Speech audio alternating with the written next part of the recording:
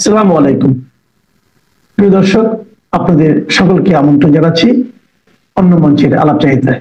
বাংলাদেশের সর্বশেষ পরিস্থিতি আপনাদেরকে অবহিত করার জন্য এখন আমার এই ভিডিও কন্টেন্টস। কিছুক্ষণ পূর্বে বাংলাদেশের সেনা প্রধান জেনারেল ওয়াকারুজ্জামান তিনি বাংলাদেশের প্রধান বিচারপতি সৈয়দ রেফাত আহমেদের সঙ্গে বৈঠকে বসেছেন। অন্যদিকে সেনাবাহিনীর আরেক গুরুত্বপূর্ণ কর্মকর্তা যিনি আর্মড ফোর্সের 3টি বাহিনীর সঙ্গে সমন্বয় করে থাকেন, তিনি প্রধান উপদেষ্টার সঙ্গে বৈঠকে গেছেন। দুই সেনা কর্মকর্তা রাষ্ট্রের দুই গুরুত্বপূর্ণ উইং এর প্রধানের সঙ্গে এখন বৈঠকরত অবস্থায়। অন্যদিকে চট্টগ্রাম বিশ্ববিদ্যালয়ের প্রো ভিসির একটি ভিডিও আমরা সামাজিক যোগাযোগ মাধ্যমে দেখলাম। তিনি সেখানে কান্না করে বলতেছেন যে হেলমেট বাহিনী এসে আমাদের মারধর করছে, আমাদের ঠেকা থেকেও আসে না। জাতীয় পার্টির একজন গুরুত্বপূর্ণ নেতা বললেন, পুলিশের সামনে আমাদের অফিস গুড়িয়ে দেওয়া হচ্ছে, আগুন লাগিয়ে দেওয়া হচ্ছে, কেউ আমাদের ঠেকাতে আসছে না। গণ অধিকার পরিষদের গুরুত্বপূর্ণ আরেক নেতা বললেন যে আমাদেরকে শুধুমাত্র জাতীয় পার্টি নয়, সেনাবাহিনী, পুলিশ আমাদেরকে নির্দয়ভাবে মেরেছে।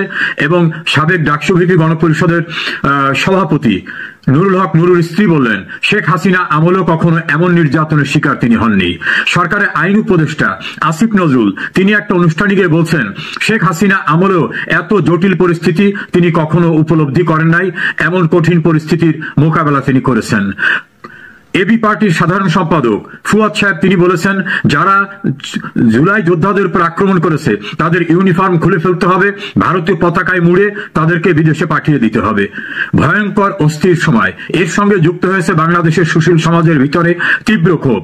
ঢাকা রিপোর্টার্স ইউনিটিতে মঞ্চ 71 নামক একটা অরাজনৈতিক সংগঠনের অনুষ্ঠানে আক্রমণ করা হয় দেশের খ্যাতিমান সাংবাদিক, শিক্ষক এবং মুক্তিযোদ্ধাদের। তাদেরকে উদ্ধারের নামে ডিবি অফিসে নিয়ে তাদেরকে বরং উল্টা সন্ত্রাস দমন আইনে চালান দিয়ে দেওয়া হয়। এইরকম ভয়ঙ্কর পরিস্থিতি একটার পর একটা ঘটছে। সামাজিক যোগাযোগ মাধ্যমে আরেকটা চিত্র ফুটে উঠেছে যে একটি রাজনৈতিক দলের সভা থেকে বাড়ি ফেরার পথে 3 জন পথিমধ্যে খুন হয়ে গেছেন। ঢাকায় বিভিন্ন স্থানে হঠাৎ করেই আওয়ামী লীগ এবং সহযোগী সংগঠনের মিছিল চলছে।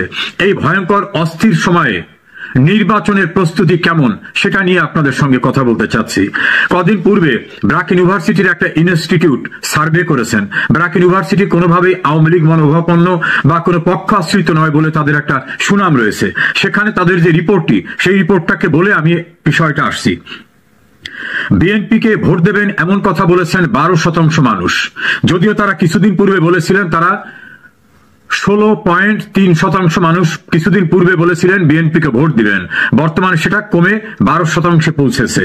জামাত ইসলামীকে ভোট দেবেন এমন কথা বলেছিলেন 11.3% মানুষ, বর্তমানে সেটা কমে 10% পৌঁছেছে। এনসিপি কে ভোট দেবার কথা বলেছিলেন 2%, সেটা বেড়ে 2.3% এসেছে। আওয়ামী লীগকে ভোট দেবেন এভাবে প্রকাশ্যে মুখ খুলেছেন 7.03% মানুষ। আর কাকে ভোট দেবেন এটা পরিষ্কার করে বলেননি 14% মানুষ। এবং 48% মানুষ বলেছেন আমরা এখন সিদ্ধান্ত নেইনি। ভোট কাছাকাছি, সার্ভেতে যাবার সময় দেশের পরিবেশ যা, তাতে যারা বিএনপি মনোভাবাপন্ন বা জামাত মনোভাবাপন্ন অথবা এনসিপি মনোভাবাপন্ন তাদের তো কোনো সংশয় থাকার কথা না। তাদের কথিত অভিযোগ 16 বছর তারা নির্যাতনের শিকার হয়েছেন। কাজে তাদের পছন্দের দলকে তারা ভোট দেবেন এটা খুবই স্বাভাবিক এবং সেক্ষেত্রে এটা প্রকাশ করতে তাদের দ্বিধাদ্বন্দ্ব থাকার কথা না। একটি নির্বাচন মনিটরিং সংগঠনের প্রধান বলেছেন যে 14% মানুষ বলেছে আমরা এখন কাকে ভোট দেব বলবো না।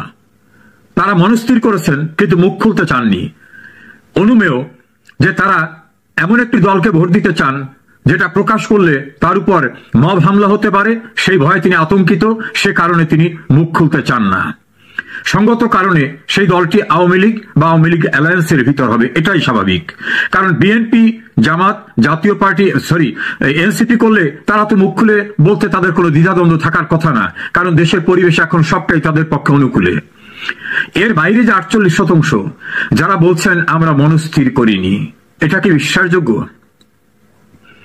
একজন প্রাপ্তবয়স্ক নাগরিক বাংলাদেশের রাজনীতিতে কাকে ভোট দেবেন এটা তার মনের ভিতরে নেই, এটা বিশ্বাসযোগ্য না।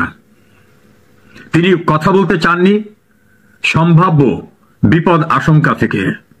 না হলে প্রাপ্তবয়স্ক মানুষ তার হৃদয়ে, তার মনে নিশ্চয়ই কোনো রাজনৈতিক দলের প্রতি তার ভালোবাসা, বিশ্বাস অথবা অনুভূতি রয়েছে। সেটা আওয়ামী লীগ, বিএনপি, জাতীয় পার্টি, জামাত যেটাই হোক না কেন। এই 48% লোক মুখ খুলতে চাননি যে 14%। আর আওয়ামী লীগ যদি নির্বাচন করতে না পারে তাহলে 7%।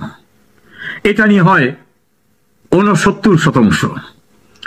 এর ভিতরে কিছু পয়েন্ট রয়েছে, সব মিলে 70%।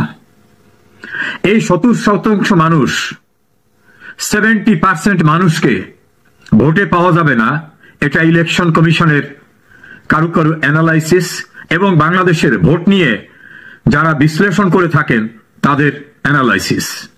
একাধিক স্থানীয় সরকার বিশেষজ্ঞ ভোট নিয়ে যারা বিভিন্ন সময় জরিপ করে থাকেন তাদের সঙ্গে আলোচনা করে বোঝা গেছে 70% মানুষ সামনে যে ভোট হতে যাচ্ছে, যে প্রক্রিয়ায় হতে যাচ্ছে বলে এখন পর্যন্ত প্রচারণা রয়েছে, তাতে তারা অংশগ্রহণ করবে না। তাহলে অংশগ্রহণ করছে কতটুকু? বিএনপি, জামাত, এনসিপি 12%, 10%, 2%। এর সঙ্গে যদি আমি তাদের যে প্লাস রয়েছে, পয়েন্ট প্লাস, সেটাকে ধরি তাহলে 30%। তাহলে 30% ভোটারদের ভোটকে রেখে, 30% ভোটারের ভোটকে মাথায় রেখে নির্বাচনের আয়োজন করতে হবে বর্তমান সরকার এবং নির্বাচন কমিশনকে। 70% ভোটারকে বাদ দিয়ে 30% ভোটারদের নিয়ে নির্বাচনের প্রস্তুতি নিতে হচ্ছে তাদের। নির্বাচন কমিশনের একজন দায়িত্বশীল কর্মকর্তা, তিনি কমিশনার নন কিন্তু দীর্ঘদিনের অভিজ্ঞ, তিনি বলছেন এই 30%ও সকলেই যে ভোট দিতে আসবে এর তো নিশ্চয়তা নেই। তাহলে সেখান থেকেও ভোটের পরিমাণ কমতে পারে।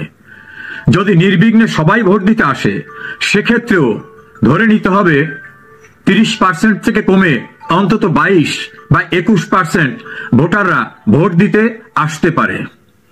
তাহলে এই 22, 23, 24, 25 বা সর্বোচ্চ 30% ভোটারদের ভোটের মধ্য থেকে জনপ্রতিনিধি নির্বাচিত হবে। তাহলে তারা কি জনপ্রতিনিধি হবে যারা 70% ভোটারদের ভোট পাবেন না বা তাদের মতামতের ভিত্তিতে নির্বাচিত হবেন না? সে নির্বাচন কেমন হতে পারে? 1986 সালে এরশাদ নির্বাচন করে কম্বাইন্ড অপোজিশন পার্টি করেছিলেন 70 দল নিয়ে, আসম আব্দুর রবের নেতৃত্বে। সরকার টিকতে পারেনি। 1996 সালে বেগম খালেদা জিয়া 15 ফেব্রুয়ারি নির্বাচন করেছিলেন, টিকতে পারেননি। একটা দেশের 100% ভোটারের, বাংলাদেশে ভোটারের সংখ্যা হচ্ছে 12,61,90,900, 12,61,90,900। তো আমরা যদি ধরে নিই 12.5 কোটি, তাহলে তার ভিতর থেকে 30% ভোটাররা ভোটের সঙ্গে সংযুক্ত হবেন এ পর্যন্ত তথ্য। তাদের সবাই যে ভোট দিতে আসবেন তাও সঠিক না। আমরা ধরে নিতে পারি 25%। তাহলে 75% ভোটাররা বাইরে থাকবে। এই প্রক্রিয়া যে নির্বাচন, সেটা কি নির্বাচন হবে? যারা অংশগ্রহণমূলক নির্বাচনের কথা বলতেন দেশে, দেশের বাইরে, যারা দেশের ভিতরে কিছু এনজিও করে সাংঘাতিকভাবে গলাবাজি করতেন, কেউ বিভিন্ন আর্টিকেল লিখে সেখানে নানা তথ্য হাজির করতেন, তারা একবার ভেবে দেখেছেন আওয়ামী লীগের সঙ্গে সংযুক্ত 14 দলীয় জোট, Jatiya party, communist party, NAP, JASAD, BASAD সহ অন্যান্য সংগঠনের সব মিলে প্রায় 75% ভোটাররা এই নির্বাচনে ভোট দিতে আসবেন না। হাস্যস্কর নির্বাচনের প্রস্তুতি নিচ্ছেন। তারপরেও শঙ্কা, আদৌ কি করতে পারবেন? কারণ এতগুলো মানুষ যে ভোটে যাবে না, সেই ভোট কেন্দ্র কি নিরাপদ থাকবে? সেই ভোটের ব্যালট কি নিরাপদ থাকবে? কুমিল্লার চান্দিনার এক নেতার বক্তব্যে শোনা গেল, তিনি বলছেন আমরা আলাদা ব্যালট পেপার ছাপাবো, সেখানে ধানের শীষ প্রতীক থাকবে, যেটা ফেসবুকে ভাইরাল হয়ে ঘুরছে। সেভাবে যদি করেন তাহলে জিয়াউর রহমানের হ্যাঁ না ভোটের মতো যেন এমন না হয়ে যায় যে কোনো কোনো কেন্দ্রে ভোটের পার্সেন্টেজ 100-র পরিবর্তে 102, 103, 120 এমন না হয়ে যায়। এই নির্বাচন জনগণের ম্যান্ডেটের নির্বাচন হবে না, এই নির্বাচন আদৌ অনুষ্ঠিত হবে বলে অনেকেই বিশ্লেষকরা মনে করে না। কেউ কেউ তো মনে করেন আদৌ নির্বাচন হবে না, এবং তারা অনেক জোরালো যুক্তি উত্থাপন করেন। আবার দ্রুত ক্ষমতায় গিয়ে প্রধানমন্ত্রী হতে চান প্রবাসী এক নেতা এবং তার দল, আবার বাংলাদেশে মুক্তিযুদ্ধে বিরোধিতাকারী এক দল। তারা গভীরভাবে ভেবেছেন তাদের সাপোর্ট, তাদের অংশগ্রহণমূলক লোকের সংখ্যা কত? অস্থির বাংলাদেশ আরো ভয়ঙ্কর অস্থিরতার দিকে যাচ্ছে। অপেক্ষা করুন আরো আপডেটের জন্য। আমি সমস্ত দায় দায়িত্ব দিচ্ছি, আপনাদের জানমাল, এবং আপনাদেরকে আমি কথা দিচ্ছি যে আপনারা আশাহত হবেন না। আপনারা সেনাপ্রধান জেনারেল ওয়াকারুজ্জামানের একটি বক্তব্যের ক্লিপিং দেখে আমার এই আলাপটি দেখা শুরু করলেন যে 5 অগস্ট 2024 সেনাপ্রধান জেনারেল ওয়াকারুজ্জামান জাতির উদ্দেশ্যে ভাষণে এই কথা বলেছিলেন, কিন্তু আজকে 1 বছরের বেশি সময় এসে একটি স্লোগান উঠছে, ইতিমধ্যে ওঠা শুরু হয়েছে যে নো মোর মিলিটারি, ব্যারাকে ফেরো তাড়াতাড়ি। এই প্রসঙ্গটি নিয়েই আপনাদের সামনে কথা বলতে চাই, এবং ব্যারাকে ফিরলে কি হবে। এই নো মোর মিলিটারি, ব্যারাকে ফেরো তাড়াতাড়ি এই স্লোগানটি কার? আজকে বাংলাদেশ ধ্বংসের কয়েকজন কারিগর আছেন, মহানায়ক আছেন, যাদের ইন্ধনে, যাদের পৃষ্ঠপোষকতায় বাংলাদেশ আর বাংলাদেশ নেই। বাংলাদেশ এক ধ্বংসস্তূপে পরিণত হয়েছে। বাংলাদেশকে যদি এই মুহূর্তে আপনি আর একটা গাজা বলেন তাহলেও ভুল হবে না। গাজা হয়তো একদম ম্যাসাকার হয়ে গেছে, কিন্তু মানুষের হৃদয় ভেঙে, বাংলাদেশের মানুষের হৃদয় ভেঙে ম্যাসাকার হয়ে গেছে ইতিমধ্যে গত 1 বছরে। আজকে এই ম্যাসাকারের মহানায়ক যারা, তাদেরই একজন পিনাকি ভট্টাচার্য বিদেশ থেকে প্রতিনিয়ত ইন্ধন জুগিয়ে বাংলাদেশকে ধ্বংসের দিকে নিয়ে যাচ্ছে। গতকাল গণ অধিকার পরিষদের প্রধান ভিপি নূরের উপর হামলার ঘটনার পরে প্রেক্ষিতে পিনাকি ভট্টাচার্য ফেসবুকে একটি পোস্ট দিয়ে তিনি তার পোস্টের নিচে লিখেছেন যে নো মোর মিলিটারি, ব্যারাকে ফেরো তাড়াতাড়ি। ঠিকই কইছেন তিনি, তার ভাষায় বলি, তিনি কইছেন, খাইছেন, গুইছেন বলেন, আমি তার ভাষায় বলি, তিনি ঠিকই কইছেন। আজকের এই ধ্বংসাত্মক পরিস্থিতি থেকে বাংলাদেশকে উদ্ধার হতে হলে মাস্ট সেনাবাহিনীর ব্যারাকে ফিরতে হবে, ছেড়ে দিতে হবে, প্রকৃতির হাতে ছেড়ে দিতে হবে। পুলিশ তো নেই, এটি সবাই জানেন। এখন যে পুলিশের কর্মকাণ্ড দেখছেন, ওকে ধরছে, ওকে অ্যারেস্ট করছে, ওকে ইয়ে করছে, এগুলো সম্পূর্ণ একটি বা দুটি দলের, সম্পূর্ণ দলীয় পুলিশ, যারা বিভিন্ন চিপায়, বিভিন্ন গর্তে লুকিয়েছিল এতদিন, তারা এখন বেরিয়ে এসে দাপটের সাথে কিছু সীমিত কিছু দায়িত্ব পালন করে একে ধরছে, ওকে মারছে, ওর বিরুদ্ধে মামলা দিচ্ছে, ওকে অ্যারেস্ট করছে। এটা সীমিত সংখ্যক। বেশিরভাগ পুলিশ কিন্তু নীরব। আমি আগের ভিডিওতেও আজকে বলেছি, আজকে যদি সেনাবাহিনী উঠে যায় তাহলে বাংলাদেশ এক ভয়াবহ রক্তক্ষয়ী সংঘর্ষের মুখে পড়বে। অনেকে আবার বলবেন যে সেনাবাহিনীর থেকেও তো কোনো লাভ হচ্ছে না, সেনাবাহিনী থেকেও প্রতিনিয়ত মব হচ্ছে, বিশৃঙ্খল পরিবেশ ঘটছে, কিন্তু সেটার একটা লিমিট আছে। ধরুন 5% ঘটছে, এই 5%টা সেনাবাহিনী আজকে ব্যারাকে ফিরে যাক, আজকে দুপুর থেকে উঠে যাক, দেখবেন রাত থেকে বাংলাদেশে ভয়াবহ তাণ্ডব শুরু হয়ে গেছে, এবং আলটিমেটলি সেই ঘটনাটি ঘটবে। সেনাবাহিনী ব্যারাকে ফিরবে, সেটি সাময়িক সময়ের জন্য, বাংলাদেশের মানুষকে দেখানোর জন্য, এবং যারা প্রতিনিয়ত সেনাবাহিনীকে গালিগালাজ করেন তাদেরকে দেখানোর জন্য, দেখো যে আমরা উঠে গেলে তোমাদের কি হয়। এবং উঠে যাবে, উঠে গিয়ে এরপরে যে জন্য নামবে সেটি বাংলাদেশকে উদ্ধারের জন্য নামবে। আমরা ধীরে ধীরে সেই পরিস্থিতির দিকেই যাচ্ছি। এই ইন্ধনদাতা পিনাকি ভট্টাচার্য গতকাল ভিপি নূরের হামলার ঘটনা একটা ব্যাখ্যা করেছেন। তিনি বলেছেন যে আজকে হামলা হয়েছে লেফটেন্যান্ট কর্নেল রাকিব, অধিনায়ক ইস্ট বেঙ্গল, বর্তমানে জেলে থাকা আওয়ামী জেনারেল সালাউদ্দিন মিয়াজির ব্যক্তিগত স্টাফ ছিলেন, ও লেফটেন্যান্ট কর্নেল আফজালুর রহমানের সরাসরি নেতৃত্বে। সেনাবাহিনীর কোন অফিসারের নেতৃত্বে গতকালকে ভিপি নূরকে মারা হয়েছে, হামলা হয়েছে, সেটি উদ্ধার করে ফেলেছেন পিনাকিরা। আর হামলার মূল হোতা ৯ম পদাতিক ডিভিশনের জিওসি মেজর জেনারেল আসাদ, তার আদেশে রকিব ও আফজাল হামলা করেছে। গণ অধিকার কার্যালয়ের ভেতরে আসবাবপত্র ভাঙচুর, এর পাশাপাশি টয়লেট ভেঙে নেতাকর্মীদের উপর হামলা করে সেনাবাহিনী। জাতীয় পার্টি এবং জিএম কাদেরকে রক্ষায় ওয়াকার সর্বশক্তি দিয়ে মাঠে নেমেছে। গেল রোজায় হাসনাত ও সার্জিসকে ডেকে ওয়াকার টেবিল চাপড়ে রিফাইন আওয়ামী লীগ নিয়ে যে হুমকি দিয়েছিল সেটির বহিঃপ্রকাশ নূরের উপর আজকের হামলা। পিনাকের কথায় এটি স্পষ্ট যে সেনাবাহিনী সত্যিকার অর্থে ব্যবস্থা নিয়েছে, সন্ত্রাসের বিরুদ্ধে, সহিংসতার বিরুদ্ধে ব্যবস্থা নিয়েছে, এবং এই ব্যবস্থাটা তাদের খুব স্বাভাবিকভাবে ভালো লাগবে না, ভালো লাগছে না। অথচ এই সেনাবাহিনী এই যে জুলাই আগস্টের সহিংসতাকারীদের গোপালগঞ্জ থেকে এপিসিতে করে বাঁচিয়ে নিয়ে এসেছিল। আমি বরাবর বলি, আমি সব সময় বলি যে সেনাবাহিনী কিন্তু যে কোনো সময় ঘুরে দাঁড়াতে পারে। এই ঘুরে দাঁড়ানো শুরুটা হবে, এই যে দাবি উঠছে, পিনাকে দাবি করেছে, বৈষম্য বিরোধী ছাত্র আন্দোলন ফেসবুক পেজ থেকে দাবি করা হয়েছে যে সেনাবাহিনী ব্যারাকে ফিরে যাক।